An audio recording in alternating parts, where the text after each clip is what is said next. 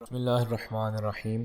Blinken ने अशरफ गनी को एक लेटर लिखा और कहा कि हम जो मुज़ाकरात हैं वो दोबारा शुरू करने जा रहे हैं। अब नया एक मुआहदा होगा, लेकिन इस दफ़ा मुआहदा होगा तुर्की के अंदर और अंकारा में ऑफ़िस खुलेगा और तुर्की इसको होस्ट करेगा, जहां पर Pakistan, Iran, Afghanistan, Afghan Taliban, America, Russia, China और इंडिया, ये तमाम के तमाम बड़े लोग शामिल होंगे। इनके अशरफ गनी को कहा है कि आप ख़ुद आएँ या अपने लेवल का कोई बड़ा शख्स भेजें, और इस दफ़ा उर्दगान की क़यादत के अंदर मुज़ाकरात होंगे। अफ़गान तालिबान और तुर्की क्या खूबसूरत कॉम्बिनेशन बनने जा रहा है। और उन्होंने कहा इस लेटर में कि अब होस्ट करेगा तुर्की और तुर्की की क़यादत के अंदर नया मुआहदा होगा। गारंटी अब उर्दगान देंगे। अब दोहा मुआहदा और जो कुछ भी है वो ख़त्म होने जा रहा है।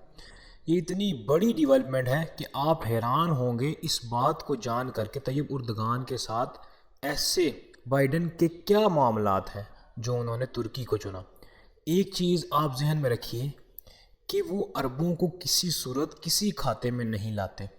बाइडन अरबों से नफ़रत करते हैं क्योंकि अरबों की पॉलिसी बहुत डिफरेंट है। रही बात तैयब उर्दगान की, तैयब उर्दगान ने अपने आप को और तुर्की में एक बड़ा इमर्जिंग पावर प्लेयर बनाया है। अब एक चीज़ जो हम MSF TV आपको बताने जा रहे हैं, ये आपको कहीं और से नहीं मिलेगी, लेकिन हमारे प्लेटफॉर्म से आपको ये पता चलेगी। क्यों ये होस्टिंग तुर्की को क्यों मिलने जा रही है। तुर्की तो अमेरिका के ख़िलाफ़ है। देखें, बाइडन की पॉलिसी डिफरेंट है। बाइडन के मामलात तैयब से बेहतर हैं एज़ कम्पेयर टू ट्रंप। अब उम्मत मुस्लिमा का जो इकट्ठ होना है और ये सब चीज़ें जो तय होनी है, ये तुर्की के अंदर होगा।